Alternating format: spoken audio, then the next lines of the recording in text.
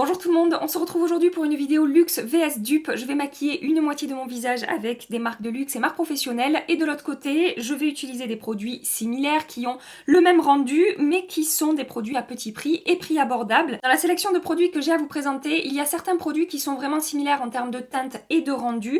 Et il y a d'autres produits qui n'ont pas forcément exactement les mêmes teintes, mais qui peuvent être de très bonnes alternatives à des produits qui coûtent beaucoup plus cher. Je vais commencer par le teint. Donc la partie luxe, ça sera de ce côté, si j'arrive à m'y tenir, parce que vous le savez, hein, ça m'arrive souvent d'inverser au cours de la vidéo, mais je crois en moi, ce matin je vais y arriver. Je vais commencer par la base pour le teint, et une fois de plus, oui, parce qu'il existe, je crois, des milliers de dupes maintenant de cette base-là de chez Tatcha, je vais utiliser la base The Silk Canvas, donc de chez Tatcha, qui coûte une blinde, qui est une base sous forme de pâte comme ça, qui va lisser votre peau, qui va permettre au maquillage de bien se fondre, de bien fusionner à la peau et de s'appliquer hyper facilement. Je crois que c'est le troisième dupe aujourd'hui que je vais vous présenter de cette base-là. Le premier, c'était la base de chez Makeup Revolution, je vous mets le visuel ici. Ensuite, on avait la base Poreless Petit Primer qui est vraiment super de chez ELF. Et aujourd'hui, on va tester une base de la marque XX Revolution qui se présente exactement sous la même forme que la base de chez Tatcha. Je vais vous montrer ça, je finis de l'appliquer. Elle fait vraiment une peau toute douce, hydratée mais pas trop. Cette base elle est hyper agréable à utiliser. Après c'est pas une base qui va contrôler votre excès de sébum, matifier, etc. La base XX Revolution, elle vient dans un pot comme ça, un joli pot. Franchement je trouve que le packaging est assez qualitatif pour une marque à un prix abordable. Et regardez, c'est exactement... Attendez, il faut que je réouvre la base Tatcha. C'est exactement la même couleur et pour avoir touché sous mon doigt la base XX Revolution, c'est quasiment la même texture, c'est peut-être un tout petit peu plus crémeux sous le doigt pour XX Revolution que pour Tatcha, mais voilà, on est sur les mêmes promesses et sur exactement le même type de produit. Regardez mes merveilleux swatchs. Ici, on a XX Revolution et ici, on a la base Tatcha. Vous avez vu, j'ai un nouvel invité. Bienvenue parmi nous. J'espère que tu vas pas rester longtemps. Hein, j'espère que tu vas vite disparaître. Je ne l'ai pas explosé celui-là. J'ai résisté. Je vous écoute. Hein. Je me fais engueuler après dans les commentaires. Gabi, faut pas péter tes boutons. Oui, je sais. Au niveau de la texture, ça s'applique vraiment de la même manière. Ça glisse bien sur la peau, ça fusionne bien à la peau. Et ça laisse le même genre de fini au toucher en fait. C'est hydraté mais c'est pas trop gras, pas trop riche. Et ça fait une peau toute douce. Pour le fond de teint côté luxe, je vais utiliser le Double Wear Stay in Place Makeup de Estée Lauder. Ça fait longtemps que j'ai pas utilisé ce fond de teint à la caméra. C'est un fond de teint couvrant, très longue tenue, avec un fini mat, sans transfert. Je vais utiliser la teinte 1W1 qui est un petit peu trop clair pour moi, mais c'est pas grave, on va s'adapter, on va réchauffer le teint. On a l'habitude de ce genre de choses maintenant, plus rien ne vous surprendra. Ce fond de teint, même si je ne vous en parle pas souvent, sachez que je le trouve vraiment excellent, c'est un très très bon fond de teint. Après c'est vrai qu'avec tous les fonds de teint que je teste, qui existent, voilà, je vous en parle pas beaucoup. Et puis de toute façon, je crois que tout le monde le connaît, ce fond de teint maintenant de chez Estée Lauder. Mais en tout cas, c'est un excellent produit qui a effectivement une très très longue tenue, une bonne couvrance. C'est pas une couvrance extrême, mais il a une couvrance... je dirais moyenne à forte et on peut la moduler. Et avec ces histoires de masques là depuis maintenant un an, c'est un fond de teint qui revient souvent dans les vidéos quel fond de teint porter sous un masque. Je sais que ce fond de teint il est souvent recommandé parce que comme je vous dis il est vraiment très, très longue tenue. On est d'accord que c'est un petit peu blanc, hein. Ne vous inquiétez pas, je vais réchauffer mon teint. Il faudrait que je le rachète dans la bonne teinte ce fond de teint, c'est dommage que j'ai pas ma bonne teinte, c'est peut-être pour ça aussi que je l'utilise pas plus. Heureusement le bronzer existe. De l'autre côté, le fond de teint que je vais utiliser, c'est le Super Stay Activewear 30 heures de chez Maybelline que j'ai découvert très récemment et je trouve qu'au niveau des promesses, on se rapproche beaucoup du fond de teint Estée Lauder. C'est un fond de teint très longue tenue avec un fini plutôt mat également, avec une belle couvrance qui reste fin et très joli sur ma peau tout au long de la journée. Je trouve que ce sont deux fonds de teint qui se rapprochent au niveau du rendu sur la peau, du fini et au niveau des promesses également de ces deux produits. Par contre au niveau de la texture c'est pas exactement la même chose, hein. Le Maybelline est plus épais, le Estée Lauder est quand même plus fluide. J'ai la teinte 31 pour le Maybelline qui n'est absolument pas la même teinte que l'Estée Lauder. Regardez, oh là là là là, oh, c'est pas grave, c'est pas grave. Tout va bien se passer Gabi. J'ai oublié de vous dire qu'il va me manquer quand même peut-être une ou deux étapes. En tout cas anti-cerne, je n'ai pas de dupe anti-cerne à vous présenter aujourd'hui. Avant de continuer, je vais quand même appliquer un peu de baume à lèvres pour ressembler un peu plus à quelque chose de vivant. Je vous montre le résultat de plus près. Quand je me regarde dans mon miroir, je ne vois quasiment pas de différence. C'est peut-être un petit peu plus lissé du côté luxe que du côté dupe, mais ça je pense que c'est dû à la base. La base XX Revolution, je ne la connais pas, hein, je la découvre avec vous aujourd'hui. Et après, sur ma peau, je dirais que c'est quand même un petit peu mieux fondu de ce côté sur les contours de ma bouche que de ce côté. J'ai une petite zone de sécheresse ici. Et pour avoir testé maintenant ce fond de teint Maybelline depuis un bon moment, voilà, en général ça se passe très très bien sur ma peau. Donc franchement je pense que c'est par rapport à la base. Après au niveau de la lumière, de la couvrance, de l'épaisseur du fond de teint, du rendu sur la peau, je trouve vraiment que c'est très très similaire. Là on dirait que c'est plus lumineux, mais c'est juste que c'est beaucoup plus clair en fait. Je ressemble à rien. Je vais appliquer mon anti-cerne hors caméra parce que je n'ai pas de dupe à vous présenter. Je reviens tout de suite. Pour réchauffer mon teint côté luxe, je vais utiliser le bronzer crème de Chanel. Il s'agit de la crème Belle Mine ensoleillée dans la gamme Les Beiges. Je connais ce bronzer, c'est un produit que j'aime beaucoup. C'est la nouvelle version, hein. J'ai gardé l'ancienne, mais là je vous présente la nouvelle aujourd'hui. J'applique ça avec mon pinceau numéro 7 de It Cosmetics, meilleur pinceau au monde pour appliquer les produits crème. J'adore ce pinceau, je trouve vraiment qu'il facilite l'application des produits crème sur le teint. Donc, je réchauffe mon teint avec ce joli produit de chez Chanel qui a un rendu super naturel, une texture très fine. Bon après c'est pas mon bronzer crème préféré, je préfère par exemple les Danessa Myricks que je vous ai présenté très récemment, les Fenty Beauty également, le bronzer crème de chez Tom Ford. Je préfère la texture que je trouve plus crémeuse et plus fondante et je préfère également les teintes. Là on est vraiment sur un bronzer qui va réchauffer votre teint et qui va vous apporter un teint allé. Côté dupe, je vais utiliser un bronzer crème de la marque W7, il s'agit du Bronze Chic Universal Bronzing Balm. Je vais découvrir ce produit avec vous aujourd'hui, je ne l'ai jamais testé mais au swatch je vais vous montrer, c'est vraiment similaire. Ça se présente comme ça au niveau de la texture. Alors au toucher, c'est pas exactement la même chose puisque le Chanel a une texture entre la crème et la poudre. Là c'est un petit peu plus crémeux, un petit peu plus mouillé sous le doigt, mais regardez au niveau des swatchs, je trouve que c'est vraiment similaire. Ici vous avez le W7 et ici vous avez le Chanel. J'ai frotté mon pinceau dans un chiffon et donc j'applique ce bronzer exactement de la même manière que le Chanel. Je trouve qu'il est plus pigmenté le W7. En tout cas je construis l'intensité plus rapidement qu'avec le Chanel. J'ai oublié de vous dire, le bronzer W7 est parfumé. Du coup, je vais juste rajouter un petit peu de Chanel de ce côté parce qu'il est plus pigmenté, le W7, donc il faut que j'équilibre un petit peu. Voilà, je pense que c'est bon comme ça. Et au niveau du résultat, bah écoutez, je suis super contente de ce que je vois. En termes de texture, je ne vois absolument pas de différence entre le côté luxe et le côté dupe. J'ai l'impression d'avoir peut-être un tout petit peu plus de lumière de ce côté parce que le bronzer, comme je vous ai dit, est un petit peu plus crémeux, mais je trouve que c'est quand même super similaire. Je passe maintenant à l'enlumineur côté luxe. Alors côté luxe, j'avais plusieurs alternatives. Je vais partir sur la plus récente. Je vais utiliser cet enlumineur là de Marc Jacobs. Il s'agit du Glow Away que j'ai en teinte Sunlit, il me semble. Oui, c'est ça. Je vous l'avais déjà présenté, mais je l'avais reçu cassé et je l'ai racheté en solde. Il était vraiment à un prix intéressant sur Sephora. Je prends mon éponge. On est sur un enlumineur avec un fini subtil et naturel. Hein, si vous aimez les trucs métallisés et intenses, c'est pas ça que je vous recommande. Mais pour un fini vraiment seconde peau, un petit glow léger, regardez. Et encore là avec les lumières, ça ressort plus à la caméra que dans la réalité. Il a une texture super fine, il se fond très bien à la peau. J'adore cet enlumineur, vraiment, ce truc est génial. Côté dupe, je vais utiliser ce produit-là de chez Essence. Le packaging est énorme, on a 120 ml de produit dans ce tube-là.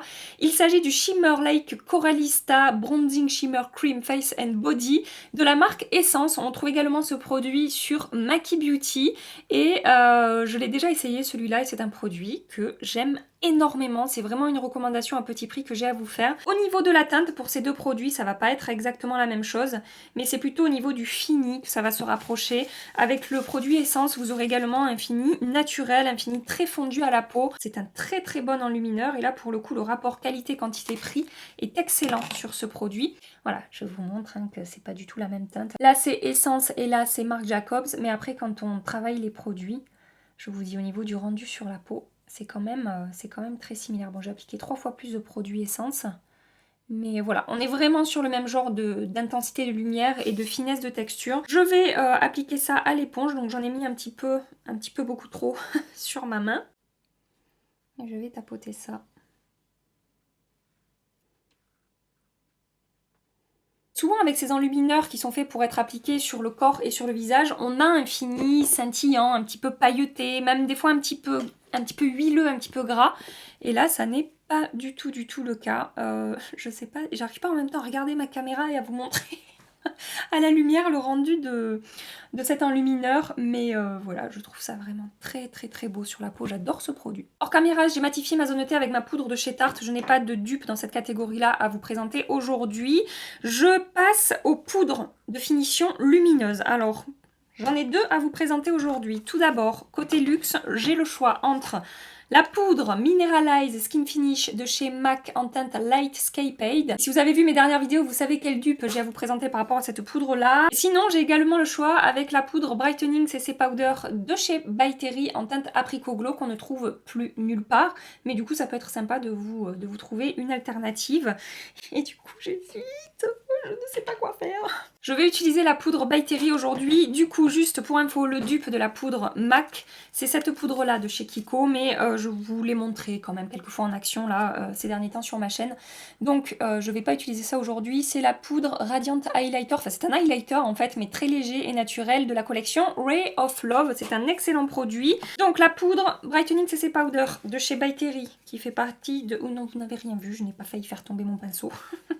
La poudre de chez By Terry qui fait partie de mes poudres teint préférées.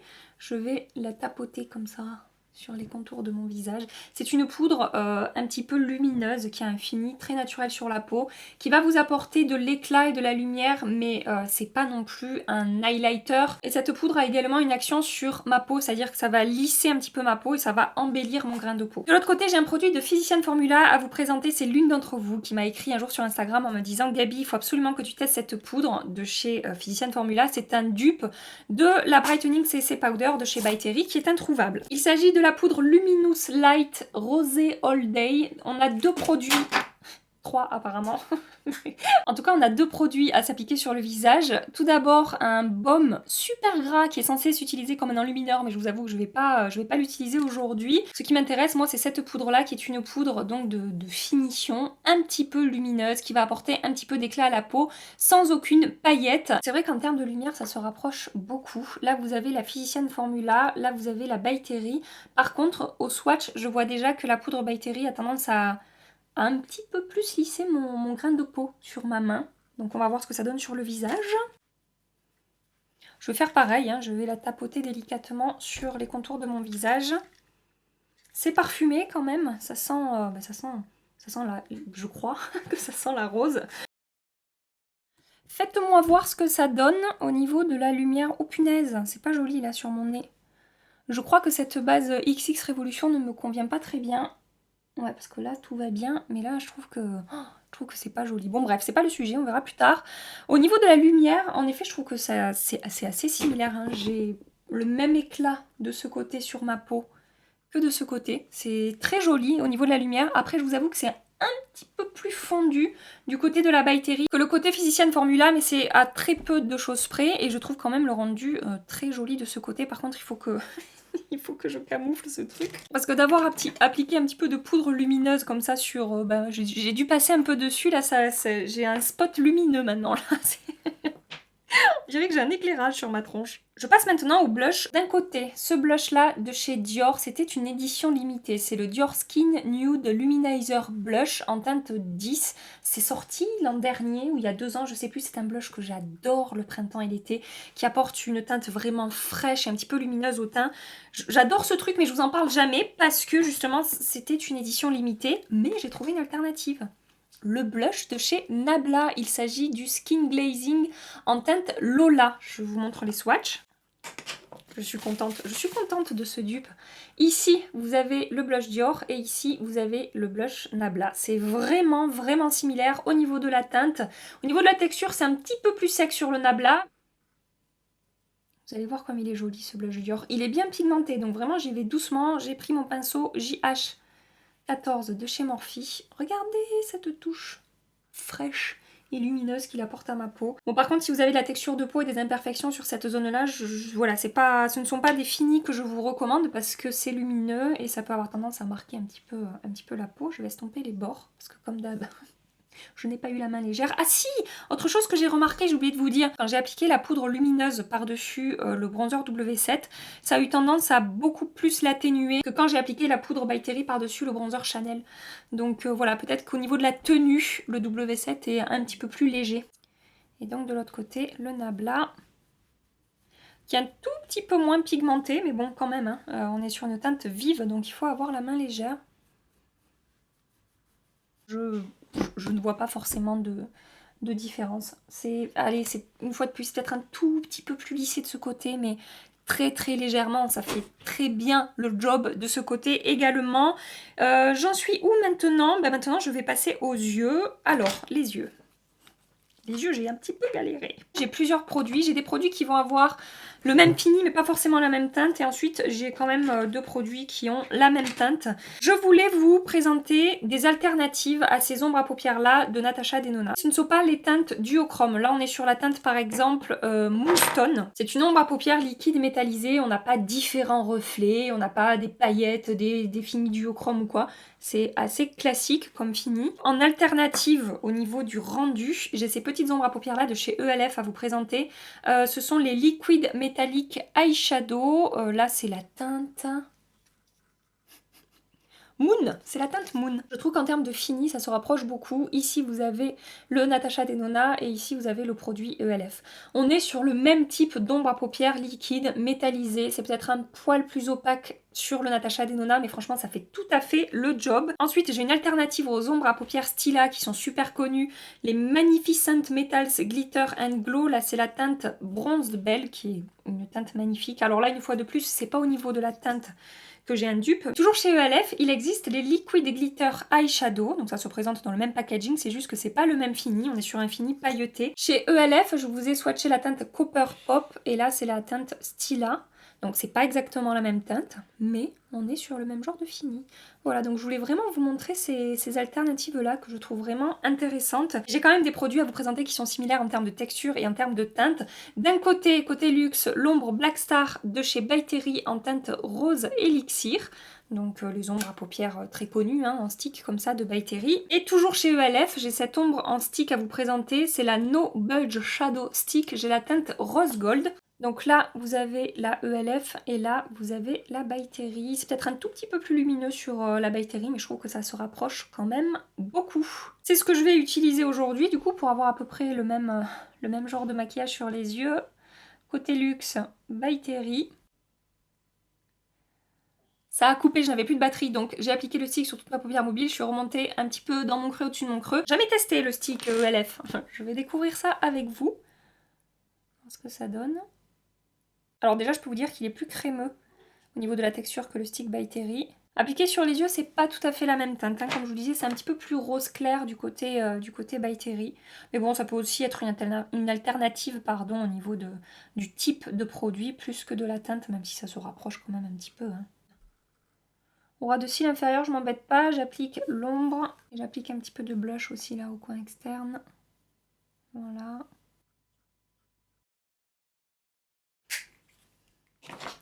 C'est pas tout à fait pareil. Je passe maintenant au mascara. Côté luxe, je vais utiliser le Bad Gal Bang de chez Benefit. Ça fait longtemps que j'ai pas utilisé ce mascara. Il est neuf. Je l'avais reçu de la part de Benefit, mais vu que j'ai plein de mascaras en cours, je l'avais pas encore ouvert. Je me souviens l'avoir testé en format voyage, ce mascara, et j'avais bien aimé. Mais je le trouvais pas super facile à appliquer. Je trouvais qu'il faisait vite des paquets au ras de cils. En fait, il sèche rapidement, je trouve. Et ça devient compliqué au bout d'un moment de le travailler. Bon là pour le coup ça s'est très bien passé et j'avais oublié qu'il avait un aussi joli rendu ce mascara. Côté dupe maintenant, je vais utiliser le mascara de chez Maybelline, le Sky Eye Lash Sensationnel, je vous en ai beaucoup parlé ces derniers jours, c'est un mascara que j'adore et j'ai reçu quelques messages où vous me disiez Gabi regarde les brosses entre le Benefit et le Maybelline, c'est très très très similaire. Et effectivement, c'est pas exactement pareil, mais ça se rapproche beaucoup. En bas, noir, là, le Benefit, et là, le Maybelline. Pour comparer les deux côtés, je dirais que le mascara Maybelline m'apporte un petit peu plus de volume à la racine. Et même tout au long de mes cils, en fait, jusqu'en haut, j'ai plus de volume. Là, de ce côté, c'est un rendu plus naturel, en fait. Un petit peu plus naturel, avec le Benefit qu'avec le Maybelline. Et au niveau de la longueur, j'ai envie de dire que c'est quasiment la même chose au niveau de la longueur. J'ai appliqué la même quantité, hein, j'ai fait la même application des deux côtés. Donc, mais c'est quand même très joli du côté du Benefit, mais j'ai tendance quand même à préférer le côté, un petit peu le côté Maybelline. Je passe maintenant aux lèvres. Malheureusement, je n'ai pas de dupe pour les lèvres assortie au reste de mon maquillage. On va avoir un petit problème d'harmonisation de teinte par rapport aux yeux, au blush, mais c'est pas grave, hein, on est là pour s'amuser. Donc du côté luxe, je vais appliquer le Gloss Bomb de Fenty Beauty en teinte Fenty Glow, qui est un excellent gloss, je crois qu'il n'y a plus besoin vraiment de le présenter, hein. Et de l'autre côté, je vais appliquer le Lifter Gloss de chez Maybelline en teinte 009 Topaz. Et je vais vous faire des swatchs, vous allez voir, on est là pour le coup, on est vraiment, vraiment sur un dupe. Regardez, au niveau des swatchs, en haut là vous avez le Maybelline et en dessous vous avez le Fenty. Donc vraiment, là c'est du très très bon dupe. Voilà pour l'application du maquillage. J'ai pas d'autres dupes à vous présenter. Et alors, si je dois comparer les deux côtés, en fait j'ai rien d'autre à rajouter par rapport à ce que je vous ai déjà dit, aux remarques que j'ai déjà faites quand je me suis maquillée. C'est-à-dire que c'est pas super joli sur mon nez là, de ce côté-là. Donc je pense que la base XX Révolution, c'est pas super, c'est un petit peu plus lissé de ce côté que de ce côté également.